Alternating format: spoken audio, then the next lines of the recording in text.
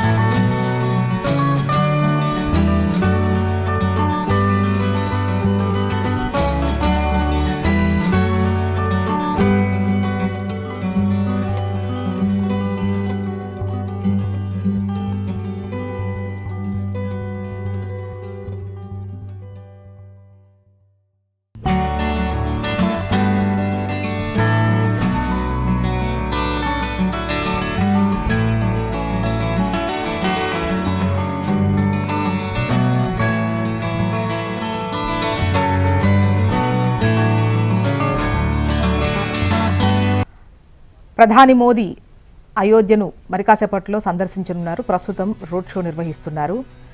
పవిత్ర క్షేత్రం అయోధ్యలో మరో మహాఘట్టం ఆవిష్కృతం కానుంది.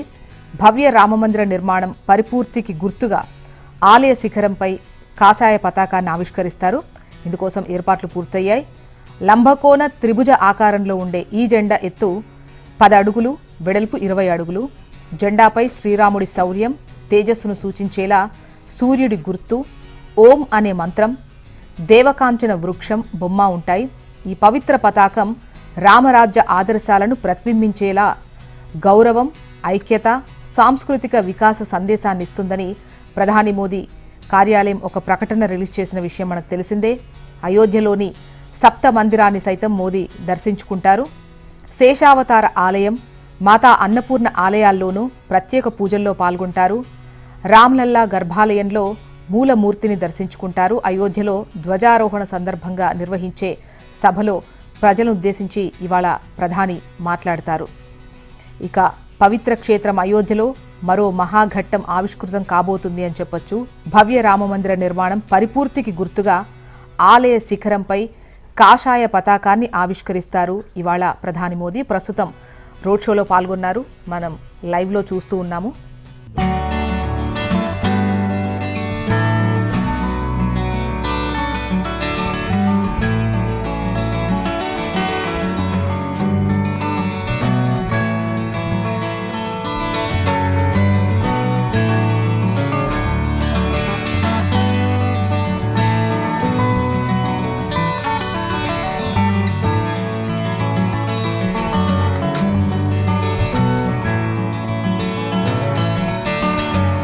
ప్రధాని మోదీ ప్రస్తుతం అయోధ్యలో పర్యటనలో ఉన్నారు. మనం హెచ్ఎంటీవీ స్క్రీన్ పైన చూస్తున్నాం. ప్రస్తుతం రోడ్ షోలో ఉన్నారు.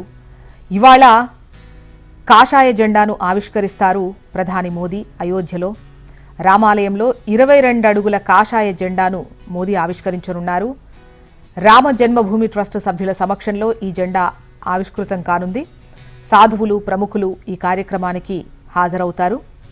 2020 ఆగస్టులో రామ మందిరానికి ప్రధాని మోదీ శంకుస్థాపన చేశారు.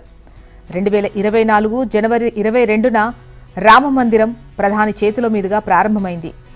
మళ్లీ ఇవాళ ఆలయ జెండాను మోదీ ఆవిష్కరించనున్నారు. ఈ కార్యక్రమాన్ని ధ్వజ్ ఆరోహణ్గా పిలుస్తారు.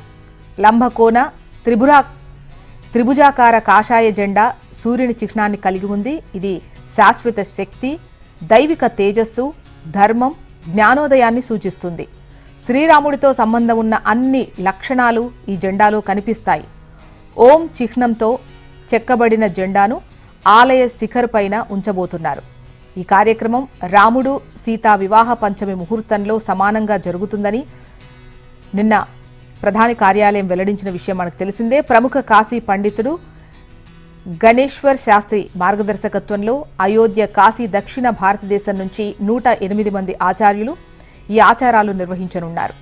ఈ కార్యక్రమానికి మధ్యాహ్నం 2:30 వరకు క్యూఆర్ కోడ్ పాస్లున్నటువంటి ఆహ్వానిత అతిథులకు మాత్రమే ప్రవేశం ఉంది. దాదాపు 6,000 మంది అతిథులు రానున్నట్టుగా తెలుస్తోంది. పవిత్ర క్షేత్రం అయోధ్యలో మరో మహాఘట్టం ఆవిష్కృతం కాబోతుంది అని చెప్పొచ్చు. రామ మందిరానికి ప్రధాని మోదీ 2020లో శంకుస్థాపన చేశారు. 24 జనవరి 22న రామ మందిరాన్ని ప్రధాని మోదీ చేతుల మీదుగా ప్రారంభించారు. ఇవాళ ఆలయ జెండాను మోదీ ఆవిష్కరించనున్నారు. ప్రస్తుతం రోడ్ షో జరుగుతోంది, మనం లైవ్లో చూస్తున్నాం.